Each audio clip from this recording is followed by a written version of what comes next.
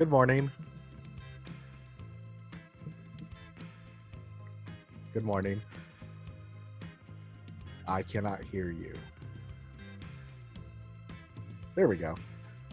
Nope, still can't hear you.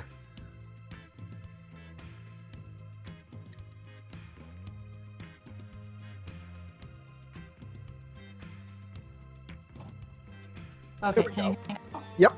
Yeah, okay, I had to get it on the, I have a webcam and I wanted to make sure I was using the better camera, so. Gotcha. Yep. Thanks. I know that. Yeah, it's like, I got to get the best lighting I can, the best camera, and, what's up, person? Okay, 1 second. My No son's- worries. Are you just passing through?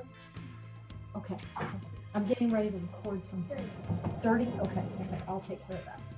Are you going through or?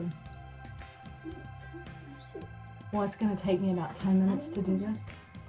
I can't do it with you down here because it's a recording for a special event. Do you need to get Jet? Let me just put it on pause, okay? And then you can go get Jet. Okay, I'm gonna turn it off. I'm gonna Okay, turn off the that's camera fine. for just a second. That's fine.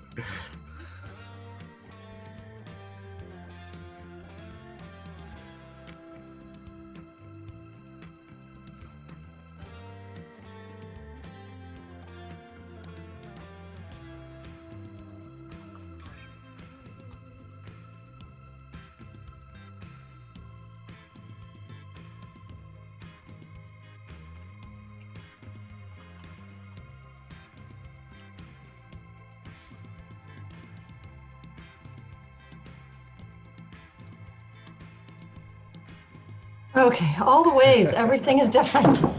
Yep. Yeah, my car battery has been dead since March, and Oh. it doesn't matter. Yeah, it's true. Yep, ours was completely dead and sat in the driveway until my partner's mom came to town. And she's staying with us for a few months because of this, because she lives all the way in Oregon. And we're like, look, just get here for the holidays. We have a car, and of course it was dead as a doornail. So Yep. All right. So because we're a little short on time, if you want to just launch into your acceptance, that would be fine. yep, I can totally do that. And I can't remember how much time they said we could have, but I think I'm going to be about 4 minutes. Okay, that's fine. Yeah.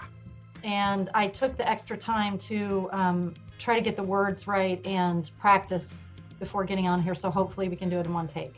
All right. And now all I need to do now is just get the Word doc on the same screen as let me just manipulate things here so I can see what I'm supposed to. I only have one screen right now. I don't have a second monitor. Okay.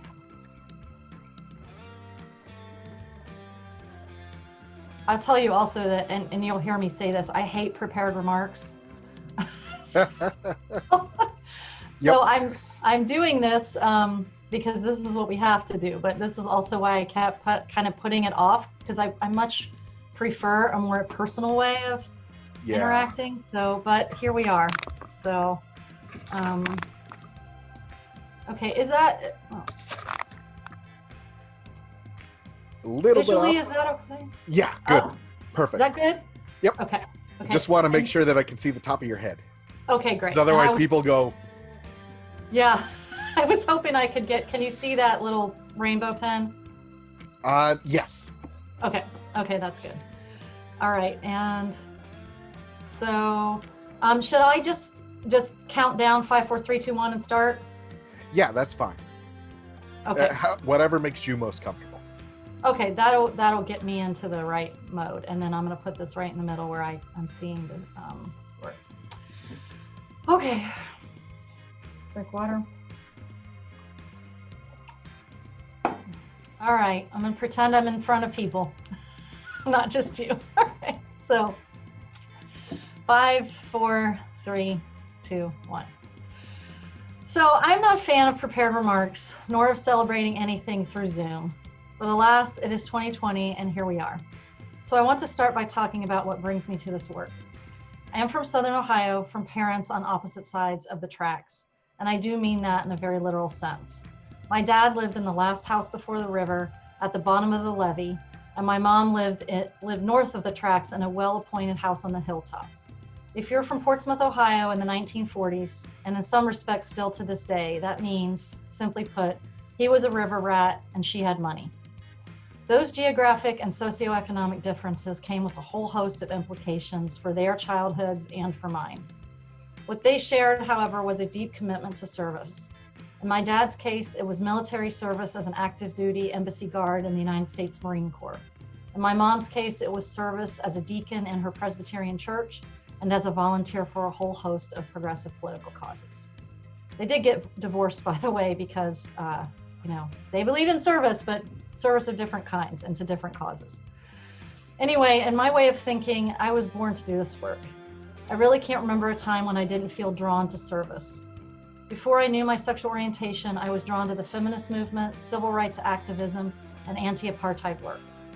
I'm a child of the 1970s, and I wanted to save the tigers, #BornFree, feed the world, #Band-Aid, and keep abortion safe and legal. When I came to know my sexual orientation as a young adult in the midst of the AIDS crisis, I turned my attention to fighting for people living with HIV.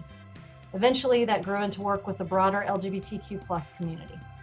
While in graduate school studying women's gender and sexuality studies, I formed a drag king troupe with dear friends of mine, one of whom was recognized with the same award last year.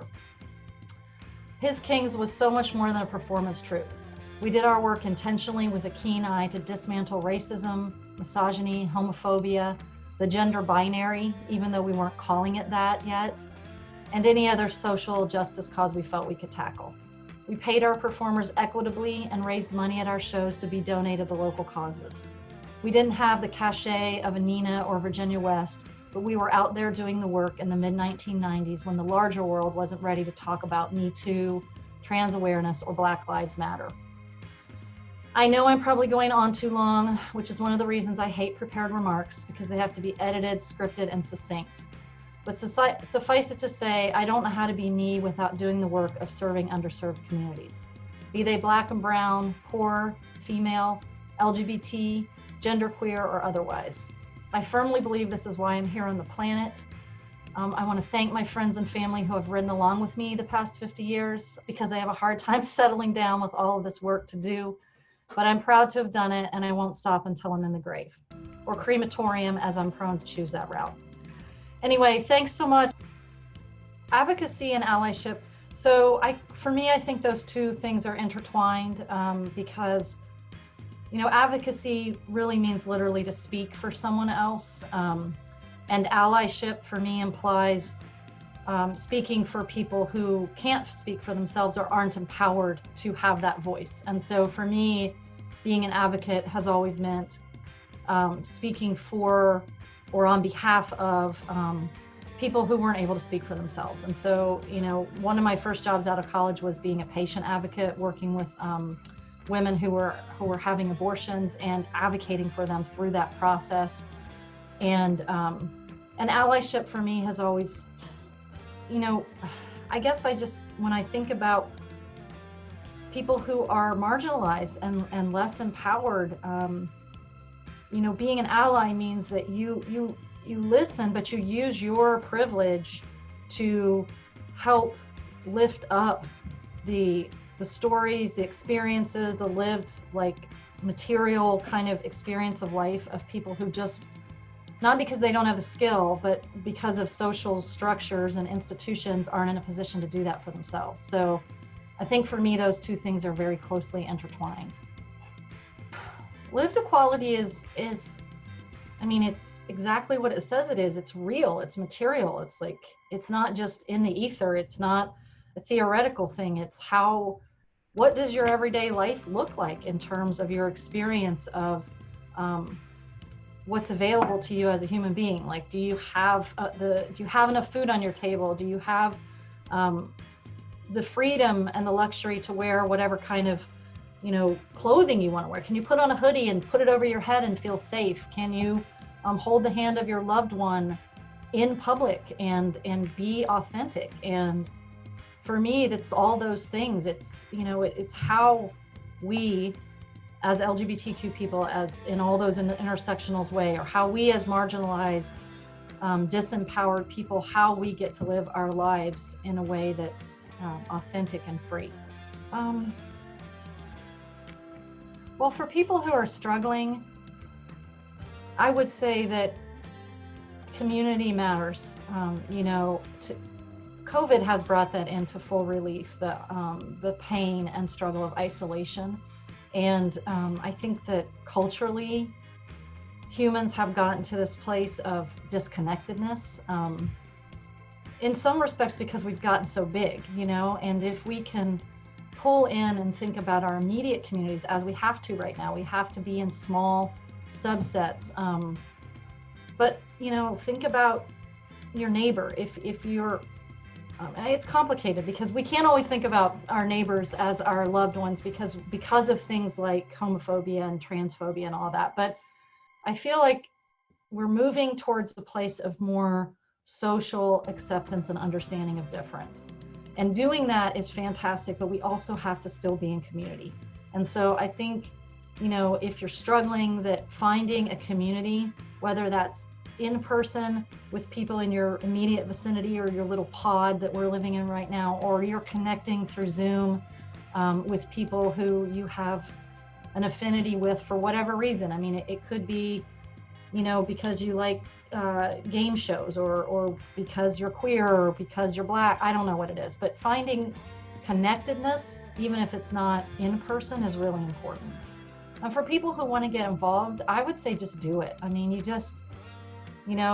it's not always easy, but I think that individuals can make a community impact every single day. It can be small. It can be taking a walk in your neighborhood and, safely picking up garbage that you see on your street. Or it can be, when you go to the grocery store, if you see someone getting picked on because they're Muslim and wearing a hijab, then you can be the person who says something in that dynamic. And you can do bigger work. You can form,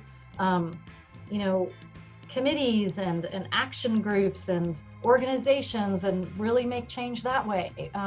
I think that if you want to make a difference, you can. It's just don't be fooled to believe that unless it's a massive impact, that it doesn't matter. And I think that that's kind of what, the invisible powers that be, they want us quiet. They want us small. And I think that allows them to control marginalized people. So I think really, if you just recognize that as an individual, you have a lot more power than you might realize, and start small and then see where it goes. Because you never know. You just never know what's going to happen.